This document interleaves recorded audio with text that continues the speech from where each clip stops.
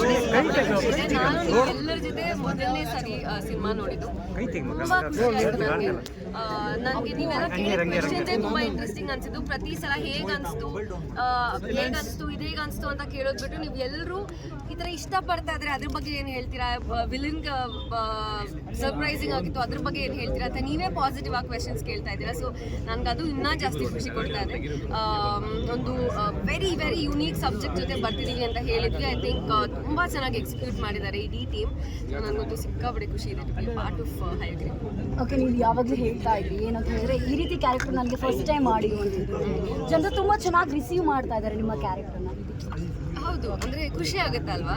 First time doctor ಕಾಣಿಸ್ಕೊಂಡಿದ್ದು, first time ಅವ್ರು ಹೇಳಿದಾಗ ಸಾಂಗ್ ಫಸ್ಟ್ ಟೈಮ್ ನಾನು ಟ್ರೈ ಮಾಡಿದ್ದು. ಸೊ ಎಲ್ಲದಕ್ಕೂ ಅಷ್ಟು ಜನ ಚಪ್ಪಾಳೆ ವಿಸಿಲ್ಸ್ ಎಲ್ಲ ಕೊಡ್ಬೇಕಾದ್ರೆ ತುಂಬ ಖುಷಿ.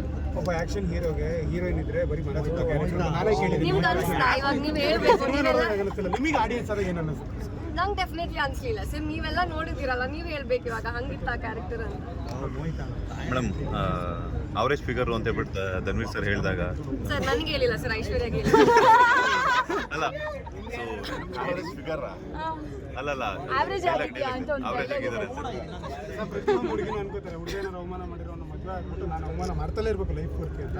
ನಿಮ್ದು ಅದೇ ತರ ಕತೆ ಫಸ್ಟ್ ಶೋ ಇನ್ನ ಆಗಿದೆ, ಕತೆ ಹೇಳ್ತಾ ಇದ್ದೀರಾ, ಜನಕ್ಕೆ ಸ್ವಲ್ಪ ಕ್ಯೂರಿಯಾಸಿಟಿ ಇದೆ. ಬಟ್ ಖುಷಿ ಆಗುತ್ತೆ ತುಂಬ. ನೀವೆಲ್ಲರೂ ಒಂದೊಂದು ಚಿಕ್ಕ ಚಿಕ್ಕ ಸೀನ್ನ ಕೂಡ ಅಷ್ಟು ಚೆನ್ನಾಗಿ ಎಂಜಾಯ್ ಮಾಡಿದ್ದೀರಾ.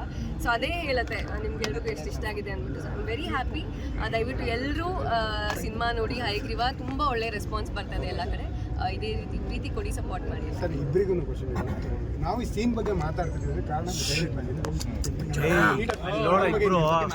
ಈ ಸೀನ್ ಬಗ್ಗೆ ಪಾಪ ಅವ್ರಿಗೆ ಮದುವೆ ಆಯ್ತವ್ರಲ್ಲ ಸರ್, ಅದಕ್ಕೆ ಎಲ್ಲ ನೀಟಾಗಿ ವಿಜುವಲೈಸೇಷನ್ ಮಾಡಿ ನಮ್ಮಿಬ್ರ ಮೇಲೆ ತಿರ್ಸ್ಕೊಂಡವ್ರು ಅಷ್ಟೇ. ಇಲ್ಲ ಆ್ಯಕ್ಚುಲಿ ಆ ಕತೆ ಕಂಟೆಂಟ್ ತುಂಬ ಅದ್ಭುತ ಮಾಡಿದ್ರು. ಅದಕ್ಕೆ ತಕ್ಕಂತೆ ಅವರಿಂದ